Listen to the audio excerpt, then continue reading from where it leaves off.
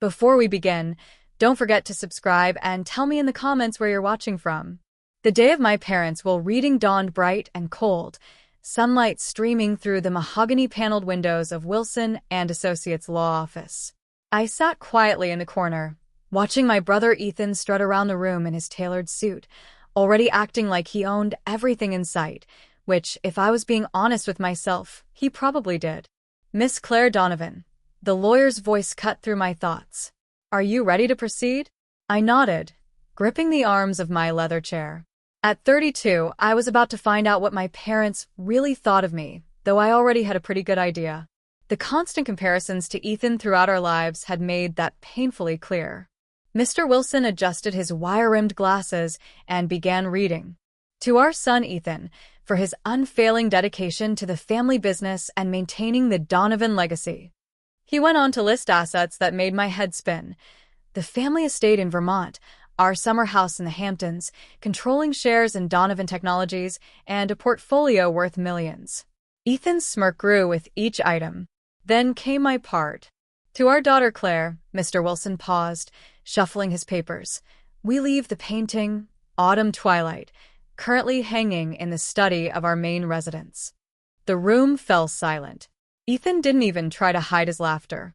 "A painting?" I managed to ask, my voice barely above a whisper. "Just a painting?" "It was your mother's favorite," Mr. Wilson offered weakly, clearly uncomfortable with the disparity. Ethan walked over and placed a hand on my shoulder, his grip just tight enough to hurt. "Don't worry, sis. I'll make sure you get a good job in the company. Maybe in the mailroom." I shrugged off his hand and stood up. The Donovan family fortune, built over 3 generations, now belonged entirely to my brother. All I had was a single painting that my mother had bought at some small gallery years ago. I'd always thought it was pretty, a forest scene at dusk with strange geometric shapes hidden among the trees, but it wasn't exactly a fair inheritance. "Is that all?" I asked Mr. Wilson. He nodded sympathetically. "The painting must be collected within 7 days." I left without another word, ignoring Ethan's calls behind me. "If your parents left you literally nothing but one painting while your brother got billions, would you accept it quietly or fight back?" Let me know in the comments below. The drive to my parents' house, now Ethan's house, felt surreal. The guards at the gate gave me suspicious looks, but let me through when I explained about the painting.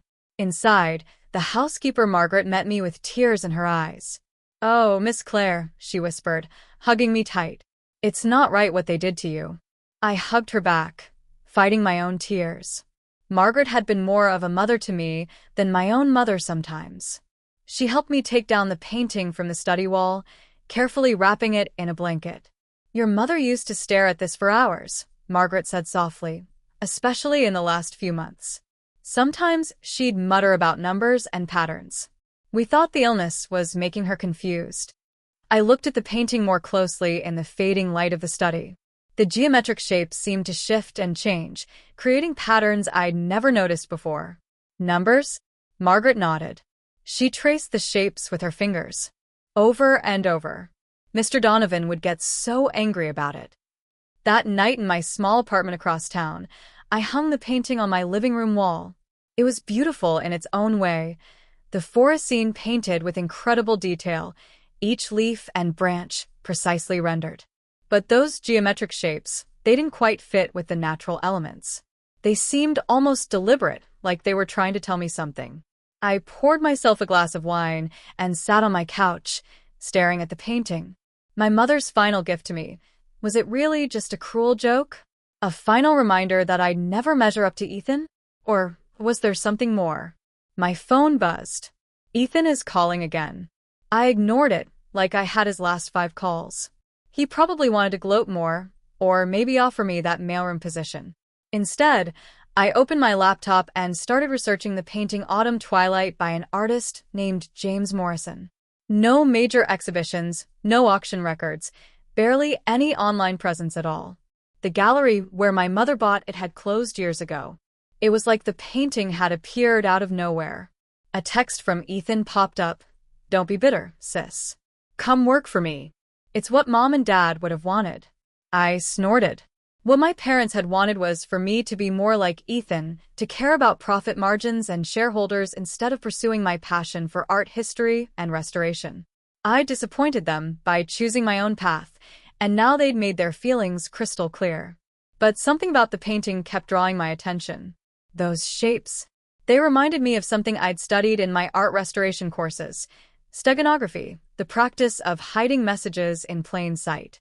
I got up and examined the painting more closely. The geometric shapes were subtly different colors than the rest of the scene, barely noticeable unless you were looking for it, and they seemed to form a pattern. A knock at my door made me jump. It was past midnight. Who would be visiting at this hour? Through the peephole, I saw Ethan standing there, his usually perfect hair disheveled. "Claire," he called out. "Open up. We need to talk about the painting." I stayed silent, watching him through the peephole. He'd never shown any interest in art before. Why was he here now, in the middle of the night, asking about a supposedly worthless painting? "Claire, please." His voice took on an edge of desperation I'd never heard before. "Mom left instructions about the painting. You need to give it back." Instructions? My heart started pounding. Maybe I wasn't crazy. Maybe there really was something hidden in those geometric shapes. "Go away, Ethan," I called through the door. "The painting is mine. It's all I got, remember?" "You don't understand," he hissed. "That painting, it's not what you think. Give it to me now, and I'll give you $5 million. $5 million? For a painting he'd laughed about just hours ago? I backed away from the door, my mind racing. Ethan was many things, but he wasn't stupid with money. If he was offering that much, the painting must be worth far more. I heard him fumbling with something. Keys? Did he still have a copy of my spare key from when I'd been sick last year? I quickly grabbed the painting off the wall and ran to my bedroom, locking the door behind me just as I heard my front door open. "Claire." Ethan's voice echoed through my apartment. "Where are you? Where's the painting?" I held the painting close, my hands shaking. In the dim light of my bedroom, those geometric shapes seemed to glow faintly, and then I saw it. A pattern I'd missed before. The shapes weren't random at all. They formed numbers, hidden so cleverly in the forest scene that you'd never notice unless you knew exactly what to look for. "Claire." Ethan was getting closer. "Think about what you're doing. That painting is worth more than you can imagine." I turned the painting over, inspecting the back. The original canvas was professionally mounted, but something about the framing felt off, a slight gap that shouldn't be there. My bedroom door handle jiggled. "Claire, open this door right now." With trembling fingers, I pried at the gap in the frame. A small piece of paper fluttered out, covered in my mother's elegant handwriting. As I read the first line, my breath caught in my throat. "My dearest Claire, if you're reading this, you've discovered what I always knew you would. You see patterns others miss. You question what others accept. And now, my darling girl, you're about to understand why your father and brother have always been so afraid of you." The pounding on my bedroom door grew louder, but I barely heard it. I was too busy reading my mother's letter, my hands shaking as each word revealed a truth that would change everything. The numbers in the painting weren't just random shapes. They were coordinates, accounts, and passwords to something that would shake the very foundation of Donovan Technologies. And my brother, still shouting outside my door, had no idea that his perfect world was about to crumble. I don't know how long I sat there on my bedroom floor, reading and rereading my mother's letter, while Ethan continued his tirade outside. My hands trembled as I absorbed each carefully written word. The numbers in the painting, when combined with the access codes I've included here, will lead you to the truth about Donovan Technologies. Your father and brother built their empire on stolen innovations, patents, and designs taken from brilliant minds who trusted them. I was one of those minds, Claire, and you, my dear daughter, were always meant to be my successor. A loud crash from my living room jolted me back to reality. Ethan had apparently gotten tired of asking nicely. "I'm calling the police," I shouted, already dialing 911. "Go ahead," Ethan yelled back. "I'll tell them you stole company property. That painting belongs to Donovan Technologies." But I knew better now. The letter explained everything. how my mother had been a brilliant inventor in her own right, and how she'd hidden her work in plain sight all these years. The painting wasn't just art, it was a key to a hidden database of evidence. The coordinates will lead you to my private laboratory, the letter continued. Everything you need is there. But be careful, Claire. Your father and brother will do anything to keep their secrets buried. I heard Ethan's footsteps retreating, followed by my front door slamming. Taking a deep breath, I emerged from my bedroom. My apartment was a mess. Ethan had apparently searched every corner looking for the painting, but I didn't care about the chaos. I had work to do. First, I photographed every inch of the painting, capturing the geometric shapes from every angle. Then I carefully wrote down the coordinates from my mother's letter.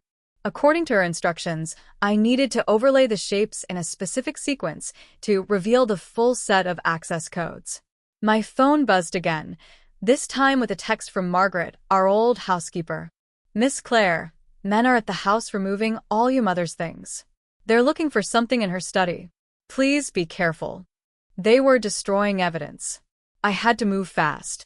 The coordinates led to a location in the Berkshires, about 3 hours from the city. My mother had written that she'd purchased the property under her maiden name, keeping it hidden from my father and brother. The lab is underground, her letter explained. The entrance looks like an old storm cellar, but is equipped with state-of-the-art security. Use the first sequence of numbers from the painting to gain access. I packed quickly. The laptop, the painting carefully wrapped in blankets, some clothes, and my mother's letter. As I headed to my car, I noticed a black SUV parked across the street, its engine running. Ethan wasn't done yet. The drive to the Berkshires was tense. The SUV followed me for the first hour, keeping a consistent distance. I took every detour and back road I could think of, finally losing them somewhere near the Massachusetts border. By the time I reached the coordinates, it was nearly dawn. The property looked abandoned at first glance, just an overgrown field with an old farmhouse in severe disrepair. But as I walked the grounds, comparing the geometric shapes in the painting to the natural landscape, I realized my mother's genius. The shapes weren't just numbers. They were a map. The seemingly random patterns of trees and rocks matched the artwork perfectly. The storm cellar was exactly where the painting indicated. Its rusted doors looked like they hadn't been opened in decades, but when I input the first sequence into a hidden keypad, they smoothly swung open to reveal a staircase descending into darkness. Motion sensor lights flickered on as I made my way down. The temperature dropped with each step, and I could hear the soft hum of ventilation systems. At the bottom, another keypad waited. This time I needed to use the second sequence from the painting. The laboratory that emerged from the darkness took my breath away.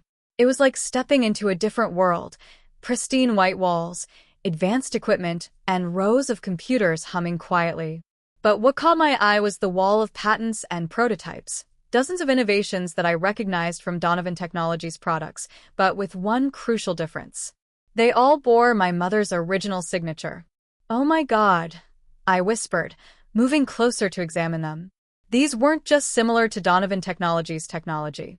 They were the originals. My mother hadn't just been a passive observer in the company.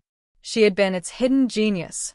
A familiar voice behind me made my blood run cold. Impressive, isn't it? I spun around to find my father standing in the doorway, looking exactly as he had the day he died, or at least the day we thought he died. Ethan stood beside him, a satisfied smirk on his face. "Did you really think your mother was the only one who knew about this place?" my father asked, stepping into the lab. Though I must admit, hiding the coordinates in that painting was clever.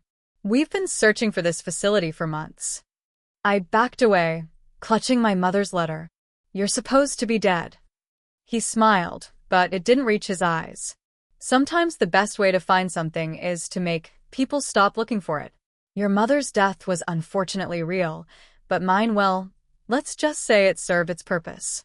The will reading was a trap, I realized. "You wanted me to find the painting. We needed you to lead us here," Ethan explained, moving to block the exit. "Mom changed all the security protocols before she died. We couldn't get in without the codes."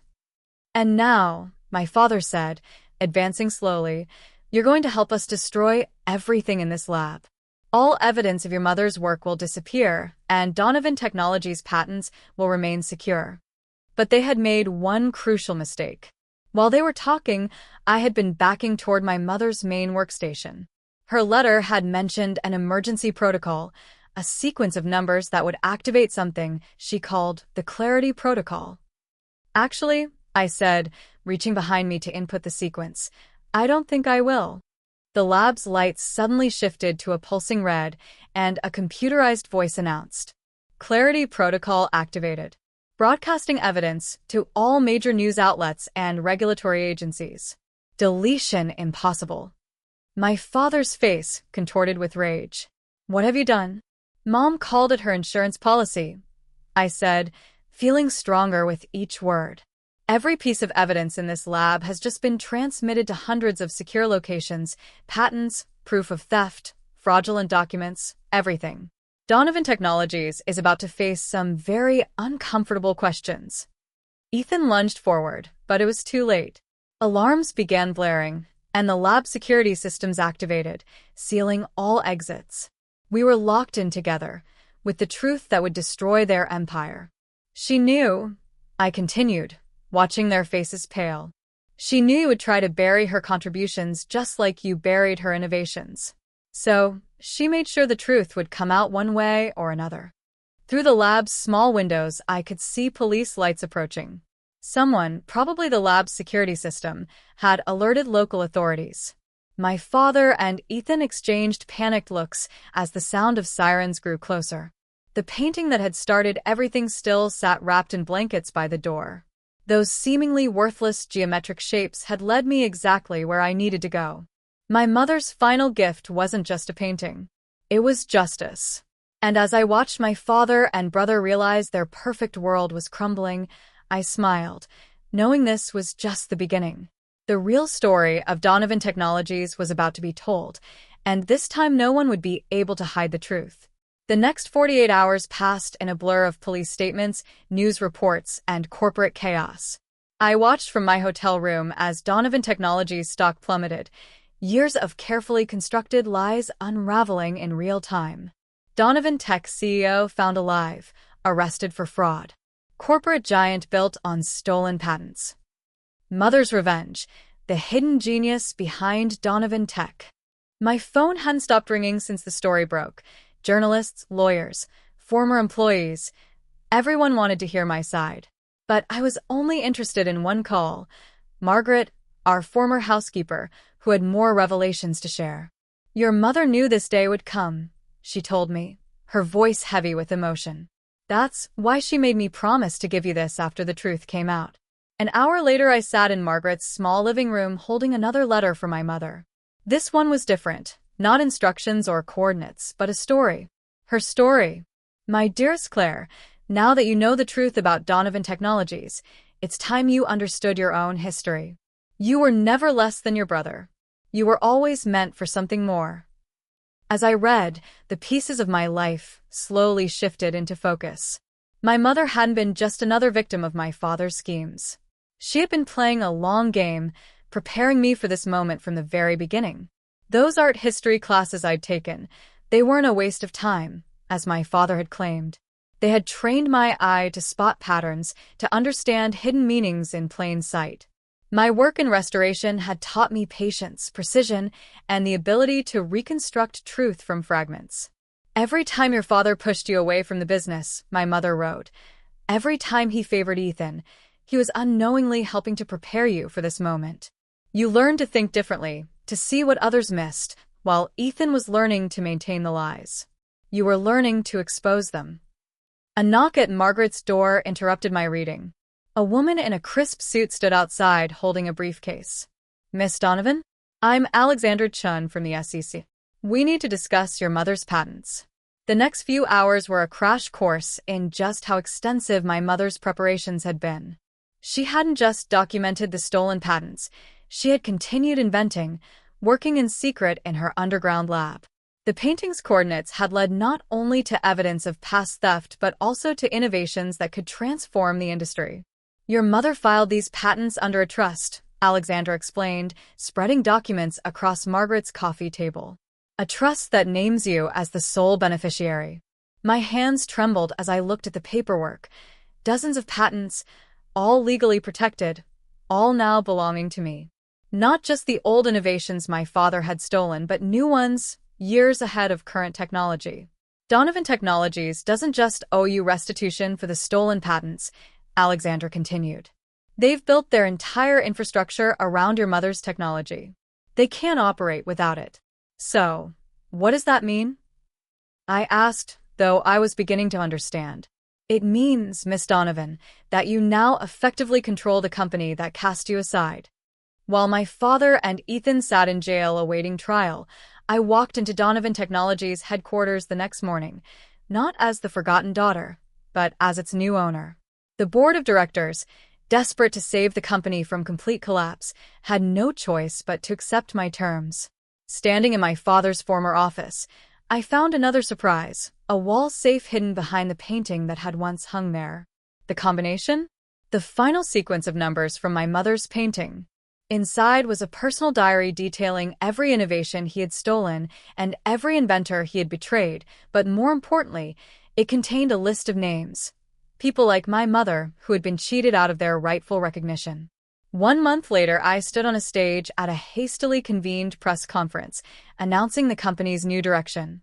Donovan Technologies was built on stolen dreams, I told the assembled crowd. Today we begin making things right. We're establishing a foundation to compensate every inventor who was wronged by the previous management. But more than that, we're transforming the company into what it should have been all along, an incubator for innovation where brilliant minds are celebrated, not exploited. The painting that started it all now hangs in my new office. Reminder that sometimes the most valuable things are hidden in plain sight. The geometric shapes that once concealed my mother's secret now represent something else, the pattern of a better future, one built on truth instead of lies. Ethan wrote to me from prison, alternating between threats and pleas for help. I sent back a single photograph, the painting now hanging exactly where our father's portrait used to be. He would understand the message. His world of deception was over. My father maintained his silence, but it didn't matter anymore. The truth he had fought so hard to bury was now his legacy. The great Richard Donovan would be remembered not as a visionary businessman, but as a thief who stole his own wife's genius. Late one evening, as I was preparing to leave the office, Margaret brought me one final letter from my mother, this one timed to arrive exactly 1 month after the company's transformation began. My darling Claire, if you're reading this, you've done more than just expose the truth. You've begun to rebuild from the ashes of deception. I never wanted you to inherit a corrupt empire. I wanted you to have the chance to build something honest, something worthy of your heart. I traced my fingers over her handwriting, feeling closer to her than ever before. The worthless painting had been anything but worthless. It had been the key to everything. More than that, it had been my mother's way of showing me that I had inherited something far more valuable than money or status. I had inherited her vision for a better world.